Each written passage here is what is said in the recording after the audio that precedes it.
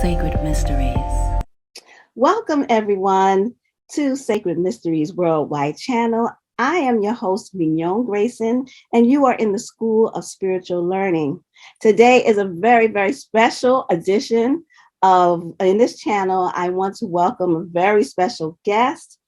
He is a Babalawo, which is a high priest in the Yoruba Ifá-Orisha tradition. He is a traditional Babalawo. And he's come here today to discuss elements and aspects of Ifa-Orisha tradition. He is my godfather, and I'd like to welcome Awo Ifayemi. Welcome, Baba. Modupe, thank you. Yes, I'm Awo Ifayemi, an Ifa priest, initiated in Nigeria, in Oshobo, and do the practice right here, the practice of Ifa. And how long have you been Babalawo? I've been an Ifa priest since 1996. All right, so that's like over 20 First, I was initiated to the Orisha called Shongo, and after that, got initiated into Ifa. My Oluwo, or my spiritual teacher who initiated me, his name is Ifa Benosla Tanda, and he resides in Oshobo, Nigeria, and he from time to time comes to the United States as well. That's awesome. Thank you. So for those who don't know what Ifa, the Orisha tradition is, and what Ifa in particular is, can you give us a kind of overview of it?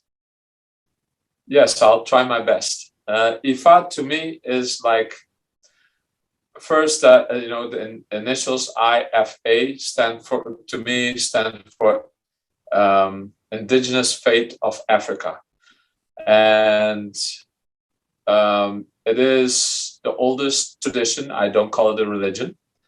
And Ifa is the oracle of the Most High, and what people call God. We call the name that we give God is Oludumare, and it's the oracle of Oludumare that was given to mankind in order to achieve one's highest destiny. Mm-hmm. So that's what Ifa is to me.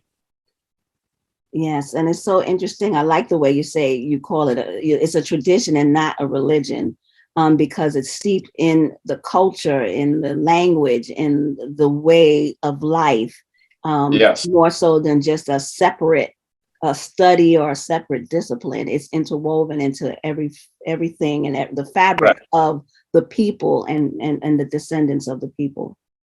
Correct. That is correct. And I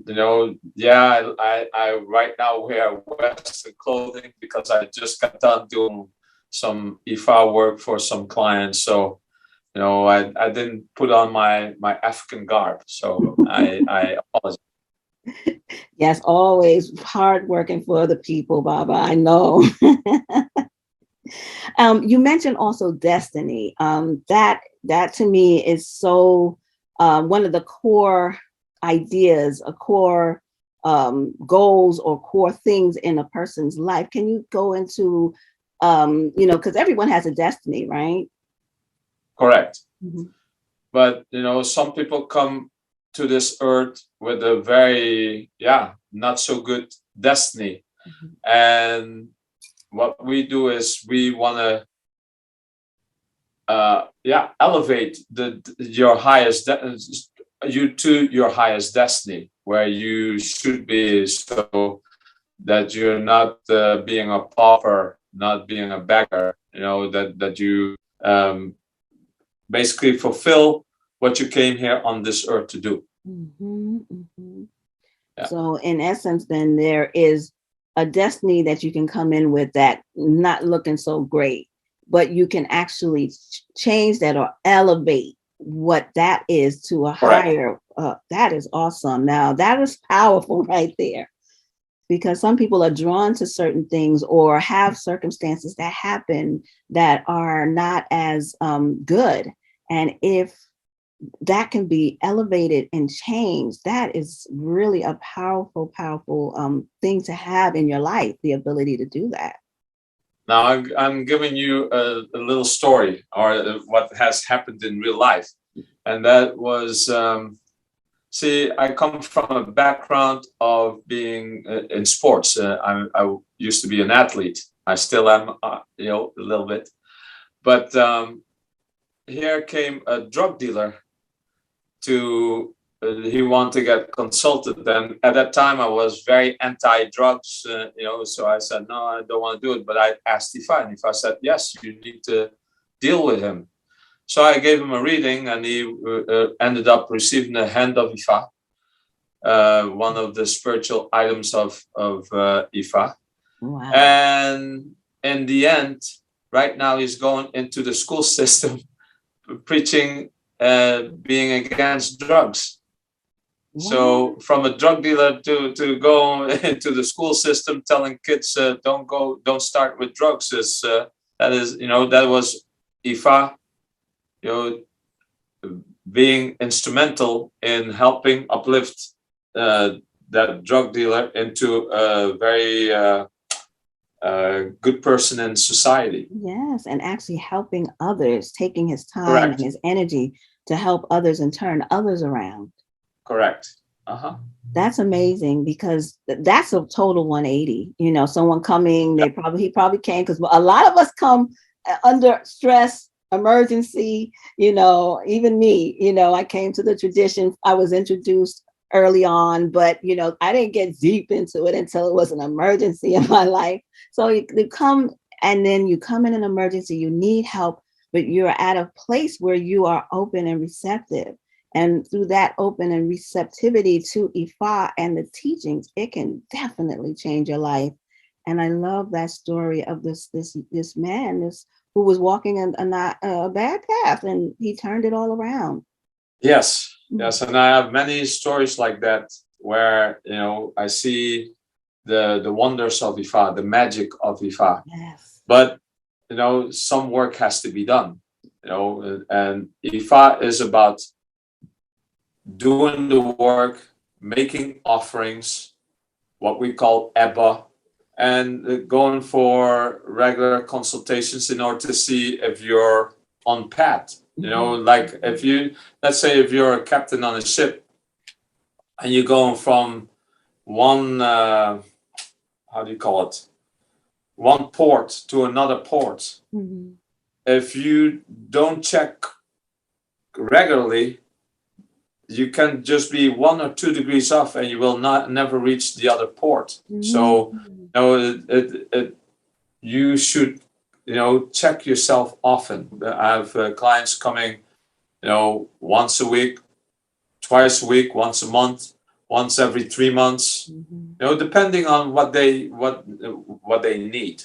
Mm-hmm. So I have people that come and they want the advice of Ifa every day. Mm-hmm. So, mm-hmm. And I have people from all walks of life that come and see me, from police officers to judges to a mother, to psychologists, to you name it. All kinds of folk come here in order to check their path in Ifa. Mm-hmm. All walks of life. Yeah, because to me, I'm so glad you said that, because a lot of people have heard of Ifa and don't know about Ifa, the Orisha tradition. They assume that it's for people who believe in hocus pocus, or they're not that educated, or and all of that. And I'm glad you said it's people from all walks of life, because people have seen, felt, and know Ifa and its strength and ability to transform and change so many situations in your life. Yes. And everybody comes with problems. Yes. Everybody has little demons in the back of their head, or problems, and they want answers to that. Yes. And we, as an Ifa priest, you need to cater to just about everybody. Mm-hmm. So if someone coming to you for help, the first thing that you do once they come to you would be you can give us steps of what Okay, happened. what I would, IFA is to uplift humanity. Mm-hmm. So the first thing is that they have to be they have to be comfortable, because this is a very strange environment. I mean, from the Western way of thinking.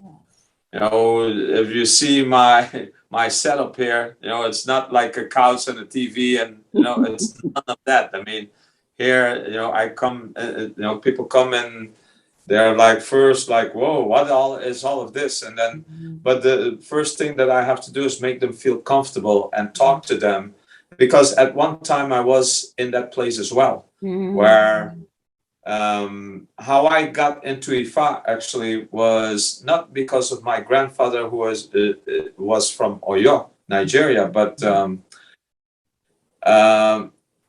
my background is, I have my master's in exercise physiology and sports psychology, and I used to coach, and I wanted to take people to the Olympic Games, and whenever I was doing really good, my job was being taken away. So somebody said, "Hey, you need to go see a Babalawo." I said, "A Baba who?" "A Babalawo." That is the high priest of this tradition. So I went to see one, and he actually used this device right here, which is called a divining chain or an opole. All right. And he threw that, and after a while, he said, "You're gonna do the same thing I'm doing." And I'm like, "Oh, what? No 401k, no Social Security?" And he started laughing like you're laughing right now. So, and from there, I got on the road and started, bit by bit, start looking, got on this spiritual path. It's a beautiful path. It's a hard path. But it's very fulfilling when you can see people saying, "Hey, whatever you did for me, it manifested." So that makes me feel good. That I do is sort of a different type of Olympics. The Olympic I like that. life I do. So Yes, and I can attest personally to my life and you coming into my life. I guess it was maybe about 6 years ago, something like that. And it yeah, was an emergency situation that I met you and I was introduced to you. And and then the results of your assistance as a Babalawo, um, phenomenal, changed everything, my even for my children, both of my children. And as a mom, I would never put someone in front of my children who I did not trust and know that they would get the help that they needed. So for me, for my two adult kids, our lives are transformed and continue to elevate and lift because of your assistance as a Babalawo through the blessings of Ifa. So we yes, you did. always give thanks to Ifa. Mhm. We give thanks to Ifa, and Ifa gives thanks to Oludumare, the Most High. So Absolutely. yes. Yes. Thank you. Thank you for that, Baba. So this tradition was not as well known before. And now it is coming into the limelight. You have celebrities who are paying homage to different Orishas. It's in the spiritual communities that I frequent. There's a lot of talk and chatter and all of that. And um, so there are a lot of people coming out of the woodworks with claiming knowledge about Ifa or claiming to be priests and all of that. And what as a Babalawo, what is your responsibilities, or what do you feel the responsibilities of a Babalawo in terms of their ethical behavior? What do you feel that should be? My number one thing that I always say to people, I don't do happy meals. That is very important to me, and we cannot start inventing stuff just to take people's money. I'm very much against that. When we do, everything has to be checked with Ifa. When I do work with you, even up to the price, I check with Ifa how much things cost. How much your work should cost, and not that I grab it out of the sky. Oh, it's going to cost you X thousands of dollars. That's not how this goes. Wow. But everything has to be checked with Ifa. If I've been initiated into Ifa, then I have to put my trust and faith into Ifa, and I want to do the things correctly. I believe that when Ifa is about ethics, good character, instead of telling people, in order to do this work, it's $3,000. That is not Ifa at all. To me, that is not correct. It's then you're looking at the pocket, or in order to make the work manifest, you have to sleep with me. That to me that's not good character. So when people hear that, you got to run from these jokers. That's a sure sign, yeah, definitely. When the price seems outrageous, and when people are asking you to do those types of unethical things like sleep with them or any type of personal, interaction, it is supposed to be purely based on what Ifa says is needed, and that alone. Right. And that's never needed. Never sleeping with someone is never needed. Yeah. No. Wow. Yeah.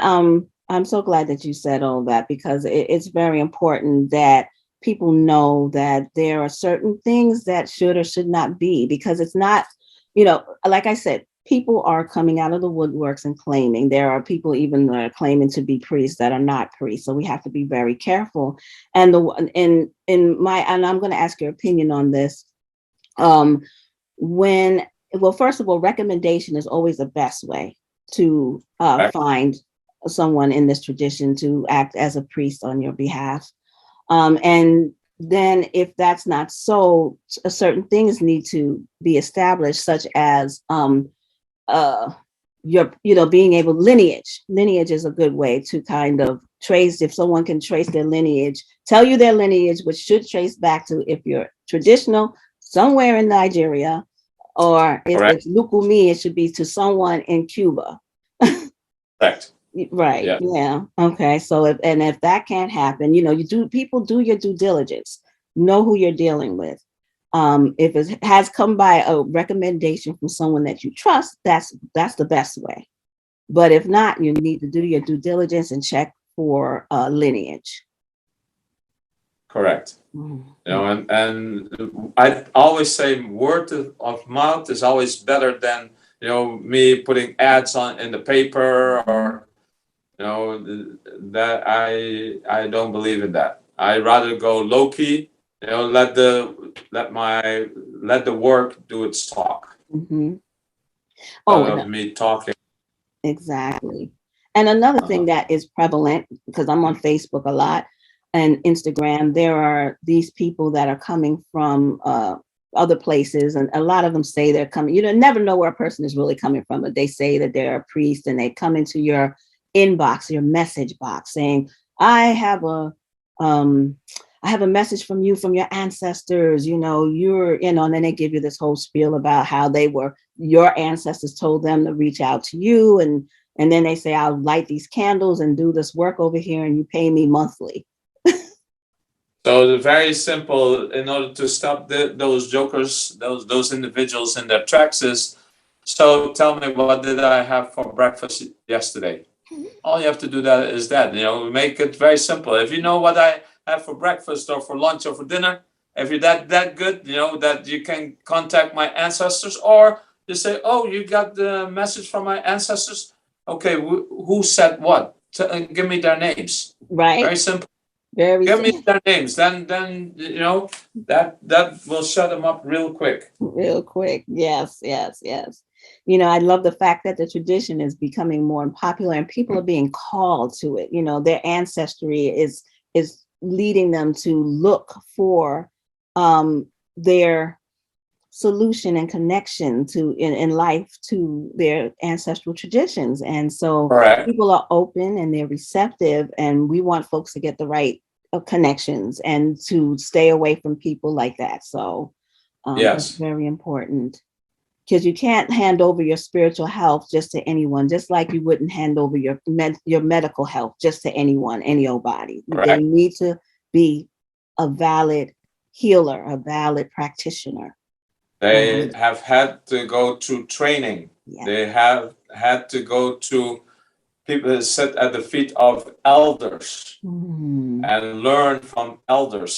And if you don't do that and you're just making stuff up in order to get the quick money, there's a price tag that comes with that. So you think that you in this life you're gonna be, living large, eh? Okay, and you mentioned about studying at the feet of the elders. So as someone who, when you got initiated, that's when your training started, and when you became correct. Right.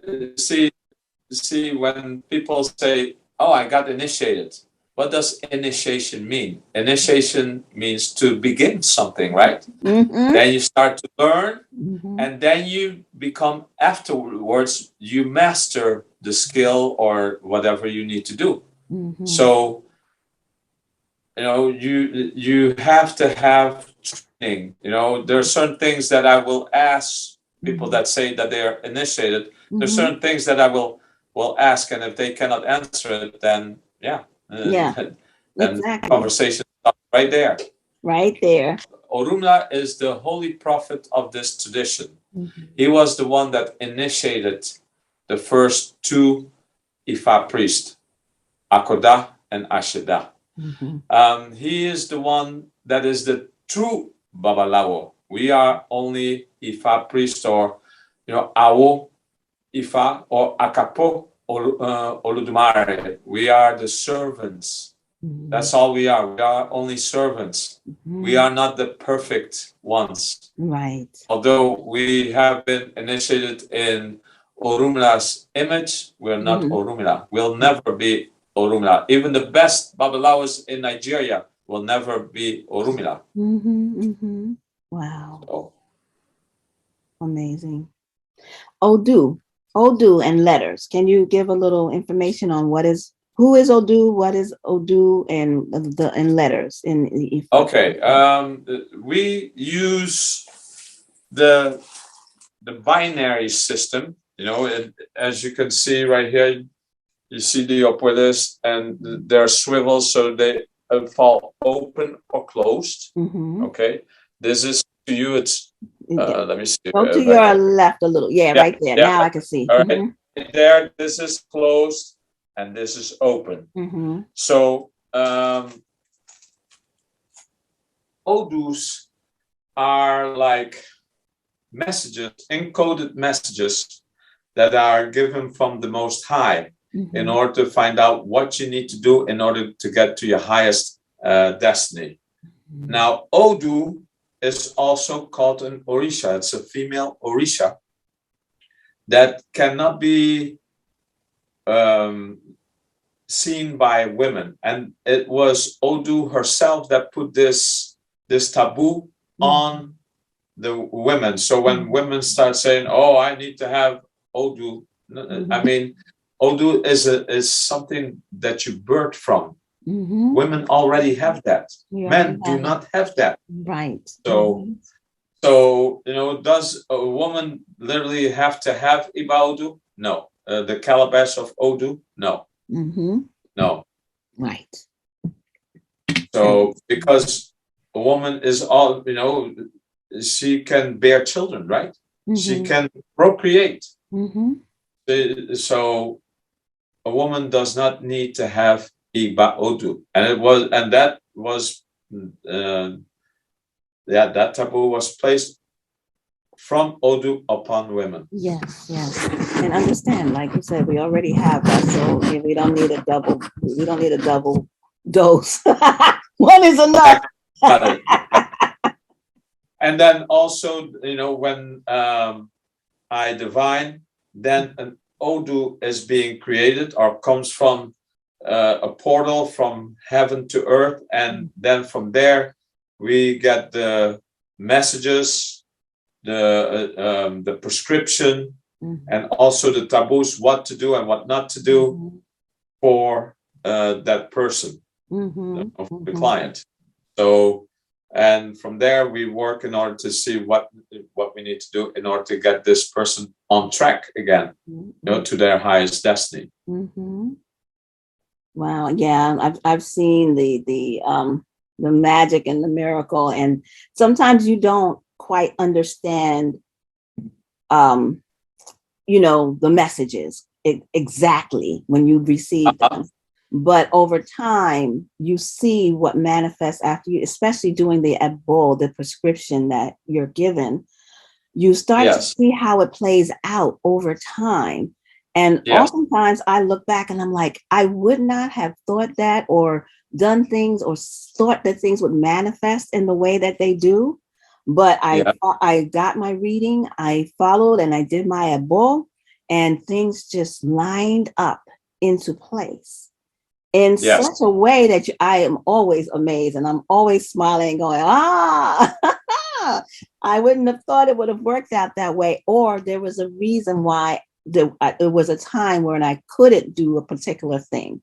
Because if I had, later on, I saw other things come into play that it would have put me in a very bad position. And so sometimes you get a no and you don't understand, oh, wow, I can't. No, this is a no. This is not a move I should make right now. But then you understand later on, never fails. Yes. Yes. I mean, I see IFA as the GPS system, as when you go on a trip and, it will say, hey, over there's an accident. So go around, take this route. It sees things in that you cannot see. Right. So, and then from there, it gives you alternate things to do. Yes. Indeed. So now we're going to also touch the delicate subject of animal sacrifice or animal offerings. It is done in all religions. A lot of people don't know that. But in this tradition, yes, it is also done, but only when Ifa prescribes it. Sort of like in the Bible when, what was it, Abraham, and he had to give his son Jacob, and then in the end with a burning bush, and then in the end he had to give a ram to God. It's sort of the same principle, not quite, but for the Western person to grasp what I'm talking about, that's what the offerings are. And it is in order to, the energy that is being released from the animal is being elevated, but the energy that is being released is to be guided by the Ifa priest. It's not just anybody that can just sacrifice this animal, otherwise you're just a butcher. So it needs to be guided. Invocations need to be made, and direct intents need to be made in order for this to do. Can it be done without animals? Only if Ifa says. Yes. All right. And we use foodstuffs. We use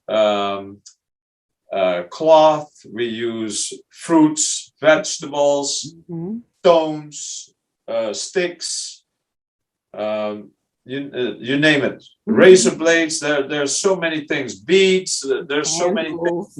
And not every animal that we use in Abba will be sacrificed or will be offered up.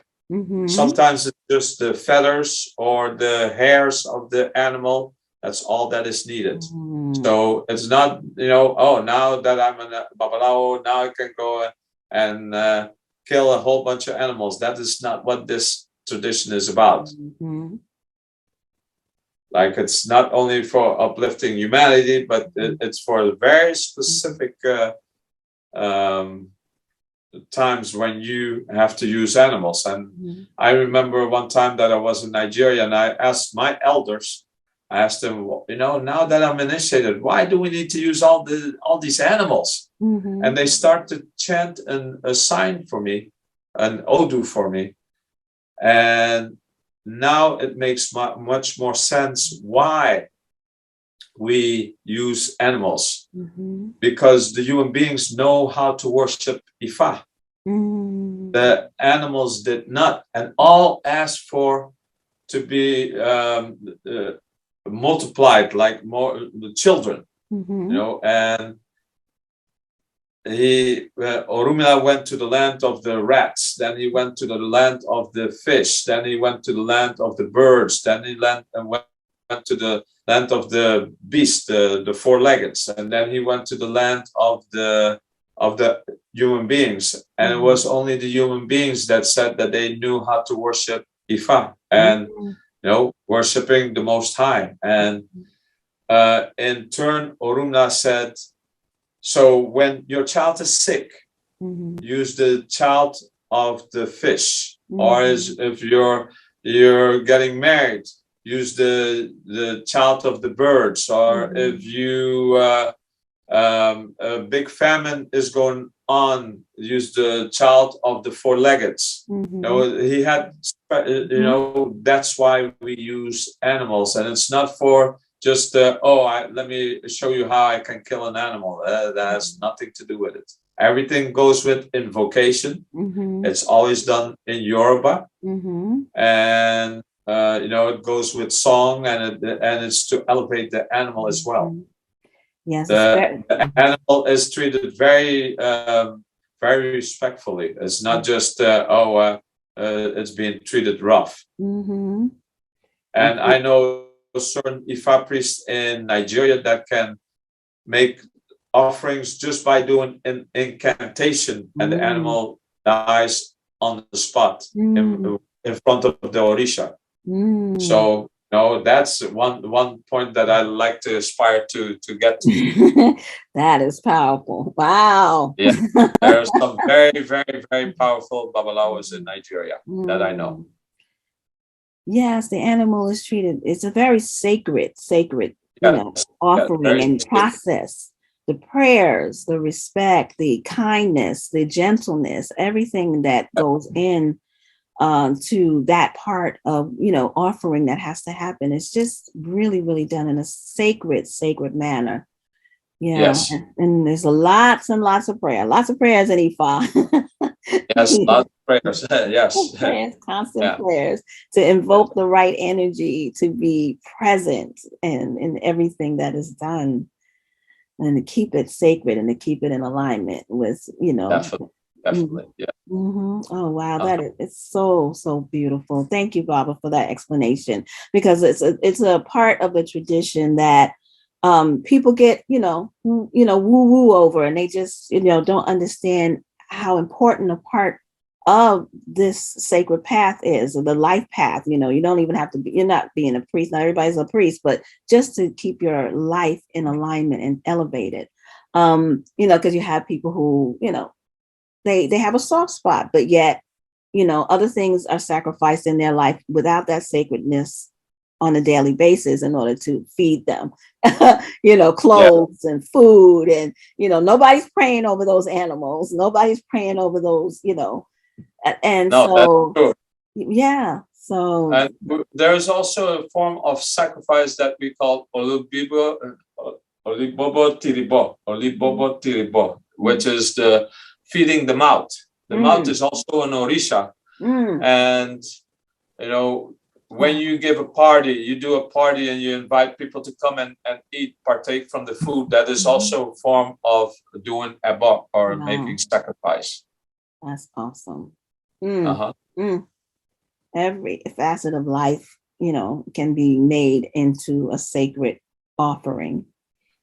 Yes. Okay. So we've gone over a lot of wonderful aspects of the tradition. Is there anything on your mind that you feel that you would like to make sure is seen, heard, and told by you?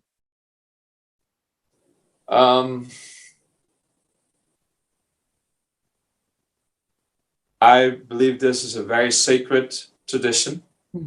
I like to live by it. And people come and see me from all walks of life, as I said before. The only thing I can say is mon fait IFA. I love IFA. And when people come, they see that also in how I deal with them, and then from there, they see how I work. Me, like my father said, too much blah blah blah blah. Is that's not. I like to show. So That's my thing. Absolutely. Yeah. Well, listen, I know in particular people fly you in to help them. You're stationed in Miami, but you go all over the place to help people. Yes. I mean, I will be, going to New York. Then I will be in Maryland. Then I will be in St. Thomas, Virgin Islands. Then I go to Jamaica. I'm literally all over. Oh. I've gone to Europe. I've gone to Mexico. People, call me in from all different, all over the states. I've been all over. Where people come and they fly me in. I do the work and then I go back. And you these people stay in contact with me, and because I want them to let me know how the progress is. Yes. And you even go into hospitals sometimes and do. Yes, I've not too long ago I was in a hospital. I had to smuggle in 2 white pigeons. And, had to clean this person in the hospital bed, and then after that, go outside and let the pigeons fly away. And as I was doing my stuff, my spiritual stuff, the doctors were there checking things on the patient, and the nurses were looking at the hoses and that everything was going fine. So yeah, I know how to flow in any environment. Yes. So what I was going to bring up is that in this world, in this spiritual world, everything comes with a price, but also we want to do things correctly as best as we know how, because how things are being done, for example, in Nigeria, is very different as how they are being done in, let's say, for example, over here. And over in the diaspora, and like in the Caribbean, where if I go, in, for example, Cuba, Brazil, Venezuela, everybody is doing things a little bit different. Yes. So, but there is a groundwork, that there are the basics that people need to know. Yes. Yes. So, and these kind of things, I feel like need to be instilled in, when you become a priest. So absolutely. And I do have a class right now for Babalawos and Yanifas, because in this tradition we have Ifa priestesses as well. And we do it. I think it's the second Saturday of each month. We do it for them, and we call, we go over things, and I expect people to know the stuff that I prescribe, so that they know it, and then we talk about it. That's and great. Then we do like a reading for the group for the month. So we're constantly, people are learning. Then we prescribe what we call accouché. Accouché is like medicines that we make for Ifa. There's Ifa medicine. We do that as well. So there's a lot to be learned in Ifa. Now, this is something that you do on location, or you also have people chiming in remotely? We do it via Zoom. Oh, okay. Yeah, I mean, first we started with Messenger, but there's many people right now that come and go to the class, and it's right now still with people that I know, my own godchildren that have been initiated into IFA, not into Orisha, but into IFA. And we're going over things that they should know so that they can start helping their circle of people. That is great. So that I'm not, I'm not the crutch. I want them to be empowered as well. That is wonderful. I'm so glad to hear that. And now, would you accept students that could verify that they have been initiated, and that gives the blessing from their godparent, their godfather or mother, to join the classes? Is that possible?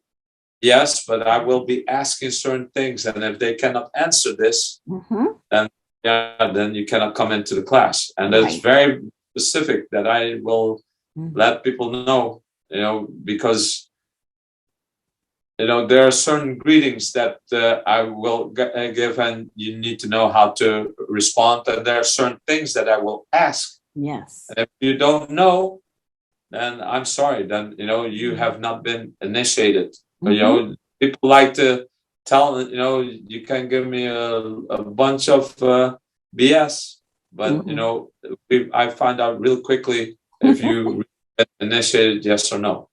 Okay, that's good. That's good. All right, so we'll definitely have the link to your website and your contact information in the description under this video as well, for those who want to reach out to you for readings. Yes. And for questions, readings, and classes if possible. So that's great. I'm glad to hear that. Oh my goodness. Yeah. When I go to Maryland, I'm actually going to give a class in Igbe, and then I'd like to keep it open for people, for the person that doesn't know anything about the tradition, for people that want to know more about the Orisha, or want to know more about Ifa.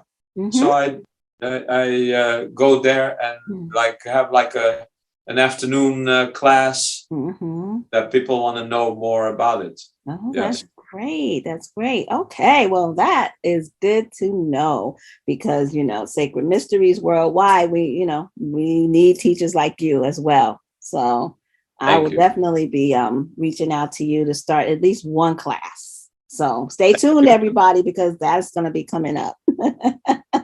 Okay. I think we've covered everything. We're going to close out now. And Baba, can you give us a blessing before we end? I'll give a blessing. I'm going to do this in Yoruba. So if we have any Yoruba speaking people, they know what this blessing is all about. All right. Iwori mo funko abawase abarini foju iranwape adifufun erelu ti ise yeye won afulunu akala adifufun won eyi ti o tokobo yo babi ya da kalale otole je ibila fon owon so dire o ibiti afon. Baburuma, I pray that everybody who is listening to this program, that their misfortune is being turned into good luck, that their misfortune is being turned into good luck, that their misfortune is turned into good luck. Ashe to isi. Have a blessed evening still, and we talk soon. Thank you. Thank you. Thank you, everyone, for watching. Check, if you like the video, please hit like, share to those who you feel could benefit from this information, and subscribe to the channel. Thank you for listening again, and till next time, peace. Sacred Mysteries.